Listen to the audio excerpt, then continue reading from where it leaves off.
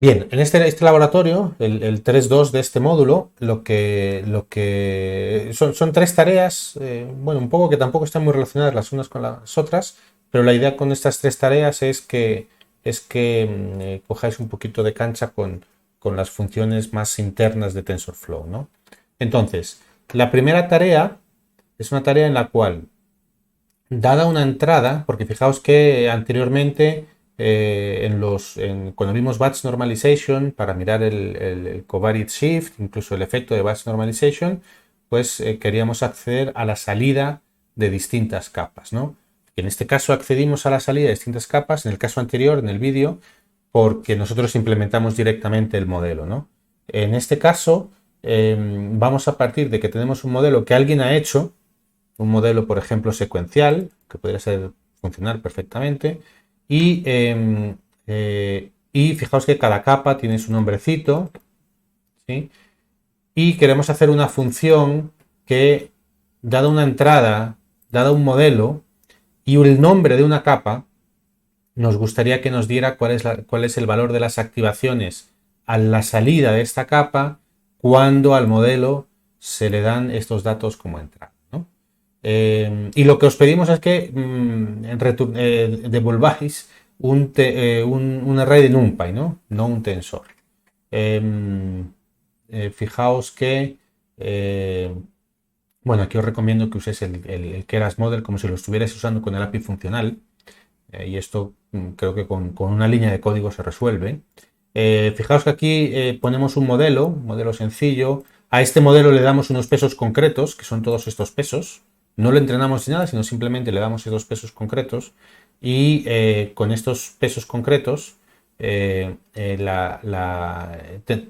solamente es para que podáis comprobar que lo que estáis haciendo da correcto, ¿no? Fijaos que lo que hagáis acá debería de corresponder con esto, que es a mano haber hecho el producto de los pesos por los datos, la tangente hiperbólica, etcétera, ¿no? Y estos pesos son los que hay aquí arriba. Y ahí en cada una de las capas pues tenéis la salida y la salida hecha a mano, ¿no? de cada una de las capas. Y aquí igual, ¿no? Con el hecha a mano la salida de la última capa, en fin, con el input del anterior, ¿no? Entonces, bueno, esta tarea es fundamentalmente para que podáis, dado un modelo concreto, podáis saber cómo se acceden a los distintos elementos de las activaciones. Bien, la siguiente tarea, lo que vais a hacer va a ser implementar Batch Normalization a mano, ¿no? Es decir, lo que es la fórmula de Batch Normalization. Fijaos como aquí tenemos un modelo al cual hemos añadido una capa de Batch Normalization. Este Batch Normalization se hace después de la salida de la función de activación, ¿no? Importante tenerlo en cuenta. Entonces, bueno, fijaos cómo inicializamos, generamos unos datos aleatorios de entrada, generamos unos pesos aleatorios para el modelo, ni hemos entrenado ni nada, y tenemos la salida del modelo, ¿no? Y esta es la salida del modelo, ¿vale? Que la salida del modelo en el fondo es una capa con TANH, con unos pesos y un batch normalization, ¿no? Entonces lo que tenéis que hacer en vuestra función es implementar este batch normalization, es decir, la capa, lo que es o sea, no solamente el batch normalization, sino todo el modelo, la matemática de todo el modelo, ¿no? Que es, fijaos que tenéis los pesos y tenéis el gamma, el beta, en fin, la variable, fijaos que la media móvil, la varianza móvil, ¿sí? Bueno, fijaos que aquí es la varianza, que es el cuadrado de la desviación estándar, ¿no? Por eso aquí ponemos la raíz de esta varianza. Entonces, esta es la fórmula que tenéis que implementar acá, pero aplicada a todo el modelo, ¿no? Fijaos que tenéis X, V, B, la media móvil, gamma y beta, ¿no? Que es todo lo que tenéis, aquí. Que por cierto, cuando le pedimos el model get weights, pues esos son todos los pesos que se reciben, ¿no? el V, P, gamma, beta y el moving mean, moving bar. ¿Sí?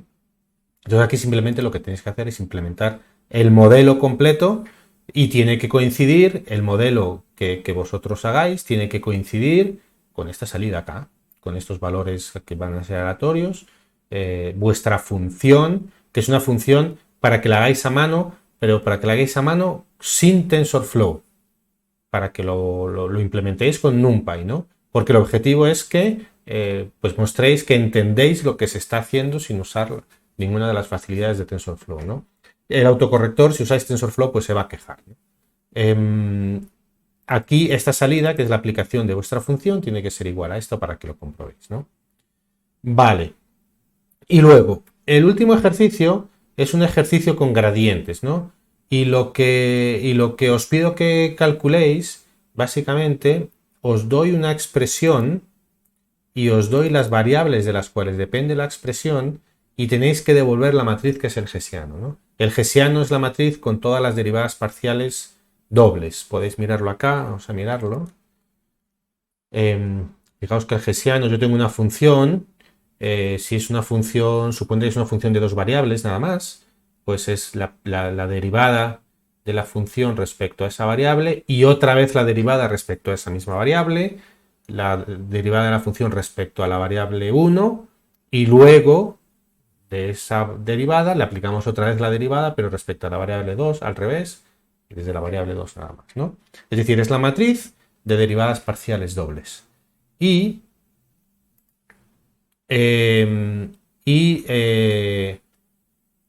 lo que os pido es que, fijaos, vamos a ver aquí aquí tenéis el ejercicio, por ejemplo, fijaos, yo os doy esta expresión, ¿sí? Esta expresión, esto es como yo llamo a la función que vais a desarrollar, ¿no?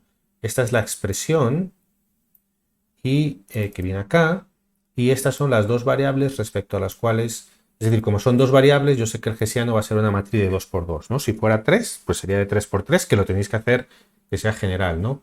Y aquí tenéis el ejercicio completo, ¿no? Aquí tenéis esta expresión, esto sería la derivada de la expresión respecto a x, respecto a y, y luego la derivada otra vez respecto a x, que sería esto respecto a x, que es 0 porque x no está por acá, esto respecto a y, esto respecto a x y esto respecto a y también, que son los cuatro que tenéis acá.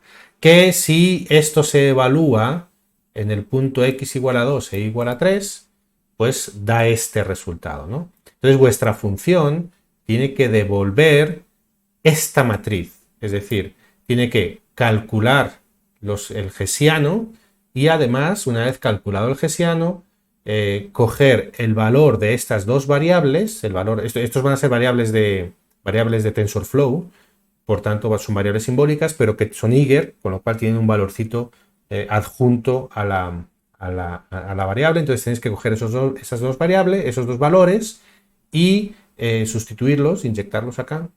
Y ese es el valor que tenéis que devolver del Hessiano. Es decir, es calcular el Hessiano y hallar el valor del Hessiano en este punto, ¿no?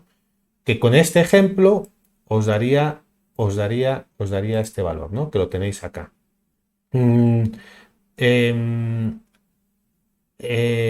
Listo, eso es lo que tenéis que hacer, ¿no?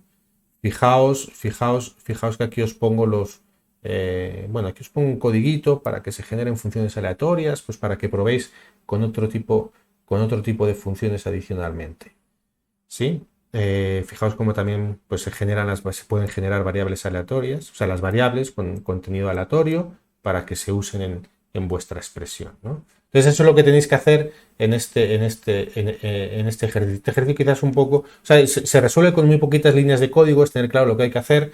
Aquí hay un par de cuestiones técnicas. Primero, fijaos que la expresión que yo os doy, yo no os doy una expresión en sí, yo os doy una función que cuando la evaluéis os da la expresión, ¿sí?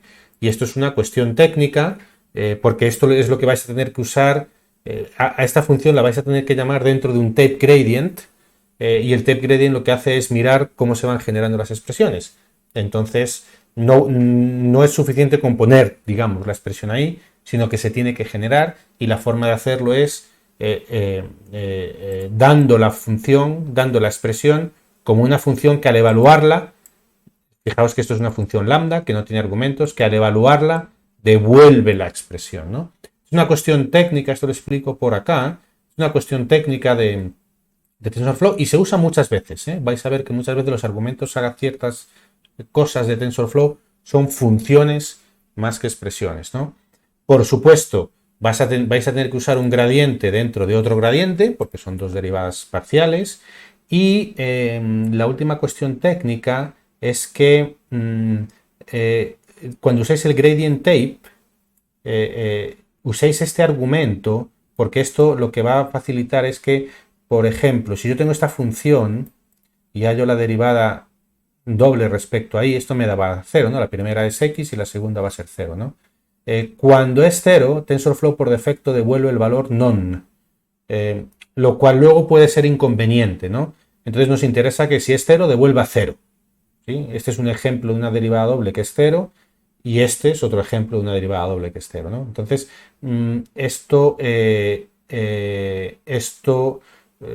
os recomiendo que lo uséis pues para que no os compliquéis la vida luego reparando los casos en los cuales no son 0, ¿no? Por supuesto, no se puede usar. Resulta que hay una función que se llama Jacobian, otra que se llama Hessian en TensorFlow, no las podéis usar.